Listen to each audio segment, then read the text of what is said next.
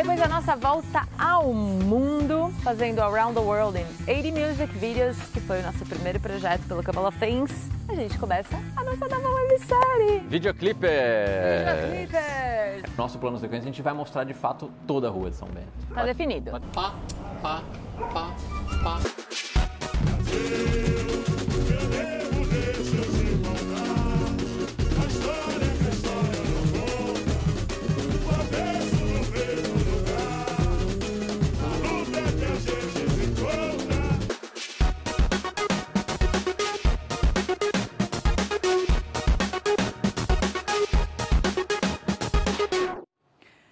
Oi, boa noite, eu sou a Adriana Couto, bem-vindos, bem-vindas ao Metrópolis. E parabéns às campeãs do Carnaval, Mancha Verde em São Paulo e a Estação Primeira de Mangueira no Rio de Janeiro. Já já a gente fala mais sobre isso.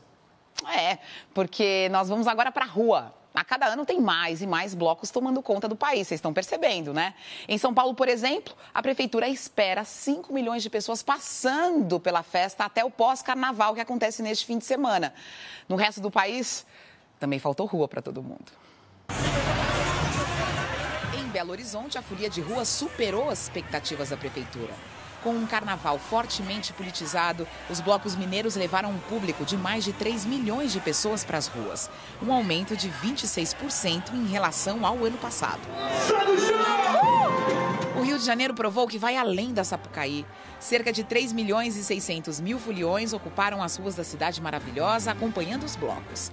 Com algumas confusões inevitáveis, como a pancadaria que encerrou mais cedo o fervo da Lude na tarde de ontem. O bloco foi o recordista de público, levando mais de 1 milhão de pessoas ao centro do Rio. São Paulo, mais uma vez, mostrou ter o maior carnaval de rua do país. Turistas de diversas partes lotaram os hotéis da capital para aproveitar os mais de 500 blocos espalhados pela cidade. E a folia ainda vai se estender pelo próximo final de semana, quando virão artistas como Baiana System, Cláudia Leite, Bel Marques e Daniela Mercury.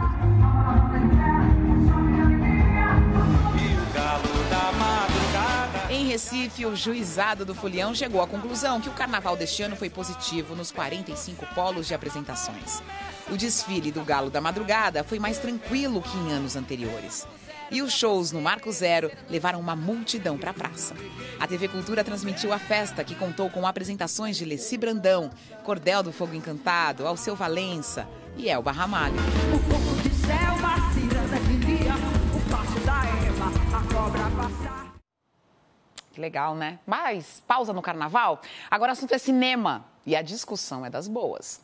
Depois do sucesso de Roma, filme de Alfonso Cuarón, que levou o Oscar de melhor diretor, fotografia e filme em língua estrangeira, o cineasta Steven Spielberg defendeu o fim dos filmes das plataformas de streaming na premiação.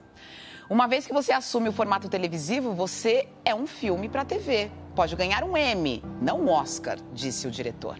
A Netflix, que produziu Roma, respondeu que está dando acesso aos filmes para pessoas que não podem comprar os ingressos ou sequer têm cinemas nas cidades. E que assim oferece aos cineastas a chance de compartilhar a arte. Esse argumento tem muitos defensores em Hollywood, como o diretor Joey Bellinger. Antes mesmo de lançar o filme nos cinemas, o próximo filme dele, sobre o assassino serial Ted Bundy, já vendeu a produção para a Netflix. Segundo ele, os grandes estúdios estão concentrando a energia em filmes de ação e super-heróis que estão dominando o mercado. Aí quem pretende fazer um drama, por exemplo, não consegue financiamento. A história ainda vai render muito, porque Spielberg deve levar a proposta do boicote ao streaming na próxima reunião dos diretores da academia. E, claro, a palavra dele tem muita força. O próximo filme de Martin Scorsese, The Irishman, é produzido pela Netflix. Já pensou Scorsese ficar fora do Oscar? Acho difícil. Um diretor e uma produtora vendem tudo o que tem. Casa, carro e embarcam por uma volta ao mundo com o objetivo de gravar 80 clipes. Esse foi o primeiro projeto maluco do casal Léo Longo e Diana Bocara, chamado Volta ao Mundo em 80 clipes. E não é que deu certo? Agora eles acabam de lançar uma nova websérie, Videoclipers.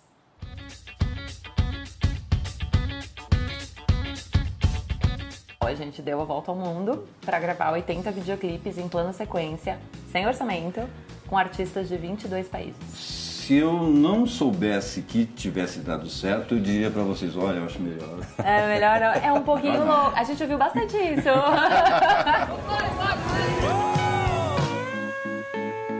Desde o início, a proposta, a ideia era de fazer videoclipes de plano sequência? Foi a única maneira que a gente encontrou para que a gente conseguisse gravar um clipe por semana, publicar um clipe por semana e não tomar muito tempo fazendo tudo isso, porque as bandas não tinham tempo. Claro. A gente não tinha tempo no país.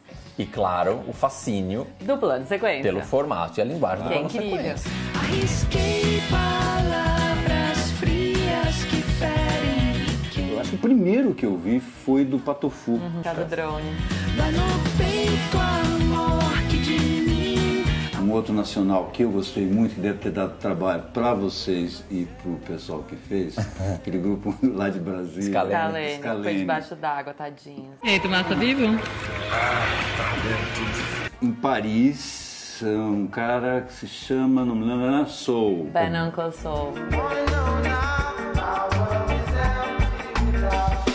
E aí, depois de ter feito todo esse projeto, a gente criou um segundo projeto, que é o Videoclippers.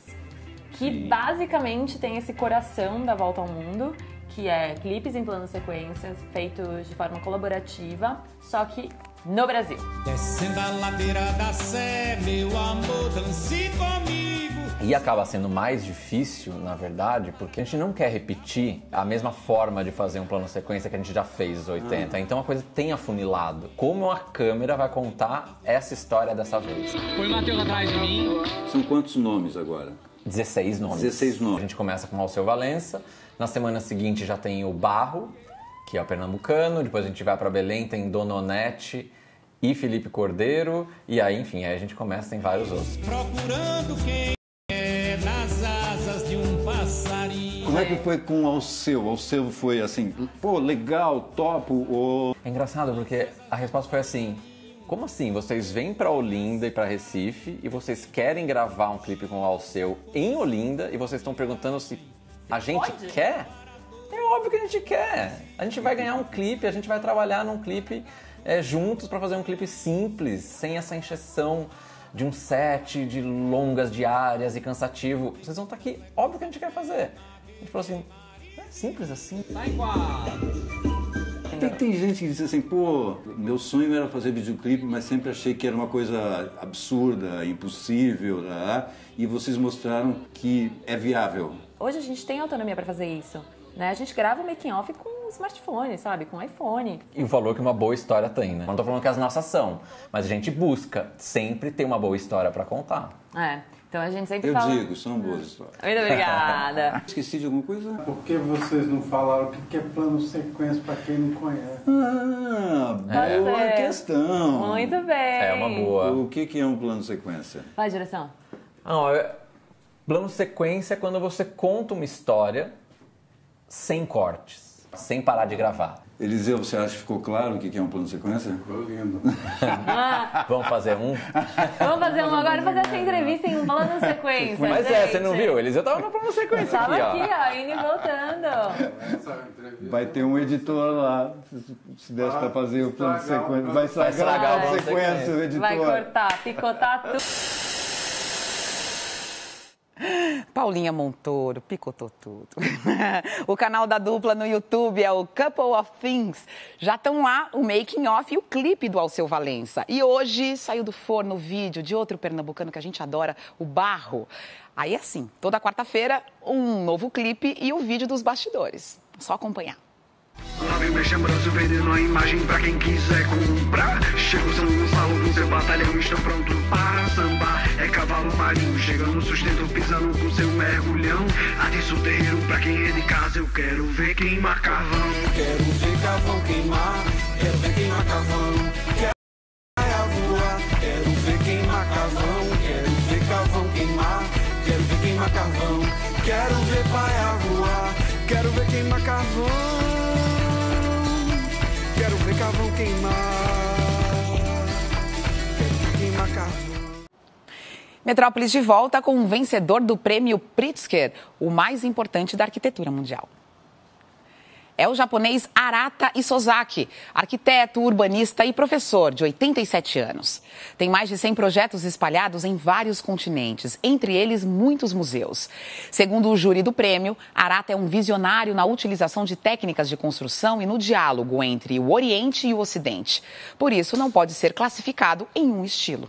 Arata cresceu no Japão devastado pela Segunda Guerra Mundial. Quando tinha idade suficiente para entender o mundo, disse o arquiteto, minha cidade natal foi incendiada. A bomba foi lançada em Hiroshima. Não havia arquitetura, edifícios, nem mesmo uma cidade. Apenas quartéis e abrigos me cercavam. Então, minha primeira experiência foi o vazio da arquitetura. E comecei a pensar como as pessoas poderiam começar a reconstruir suas casas e cidades, disse o japonês. O prêmio Pritzker foi criado em 1979 e já teve 2 brasileiros vencedores, Oscar Niemeyer e Paulo Mendes da Rocha. E vamos de carnaval para encerrar o Metrópolis com a história para ninar gente grande, Enredo da Mangueira, campeã do Rio de Janeiro. A escola apresentou uma outra perspectiva da história do Brasil, levou para Marquês de Sapucaí a resistência dos indígenas, dos homens escravizados negros, um Brasil que não está nos livros da escola. Um beijo, parabéns, Mangueira. Até amanhã.